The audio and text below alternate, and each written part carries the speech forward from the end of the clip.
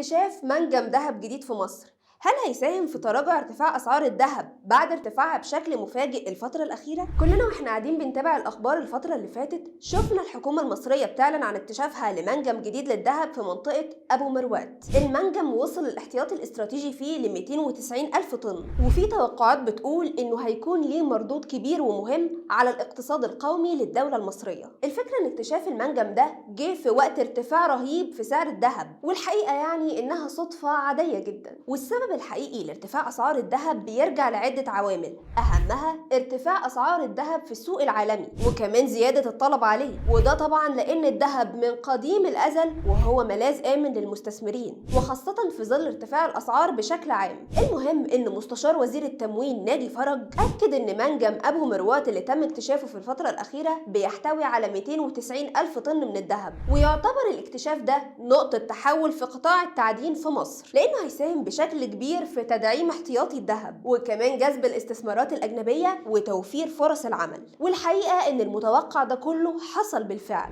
وفي إقبال كبير من الشركات العالمية على الاستثمار في المجال ده، وقررت كمان عدد من الشركات توقيع عقد استغلال خام الذهب والمعادن. السؤال بقى، هل بعد اكتشاف منجم أبو مروات ده هيتراجع أسعار الذهب في مصر؟ الحقيقة إن الاكتشاف ده مالوش علاقة نهائي بتراجع أسعار الذهب، وبالتالي مش هيأثر على سعره زي ما الناس كانت متوقعة، لكن في توقع بتراجع ارتفاع أسعار الذهب كبير في الفترة اللي جاية، وده بسبب تراجع أسعار الذهب عالميا. أما بقى بالنسبة للمنجم ده فمحدش هيستفيد بيه إلا بعد 3 سنوات على الأقل، وده على حسب حجم الإنتاج، وهل هيتم ضخ الإنتاج ده في السوق المحلي ولا في الاحتياطي الأجنبي للبنك المركزي أو التصدير. ومش محتاجين نقول طبعا إن سواء هنستفاد من المنجم ده بعد 3 سنين أو أقل، فمجرد اكتشاف منجم جديد للذهب هيساهم بشكل كبير في دعم الاقتصاد المصري، وخصوصا في ظل الأزمة الاقتصادية العالمية. وبيظهر المنجم ده للعالم إن ثروات مصر لا تعد ولا تحصى، وما زالت مخبأ ما لمسهاش إيد على مر العقود، لأن المصريين القدماء عاشوا على 6% بس من مساحة مصر، وعاشوا على الزراعة أكتر، وما دفعهمش الفضول إنهم يتعمقوا في الصحراء والجبال.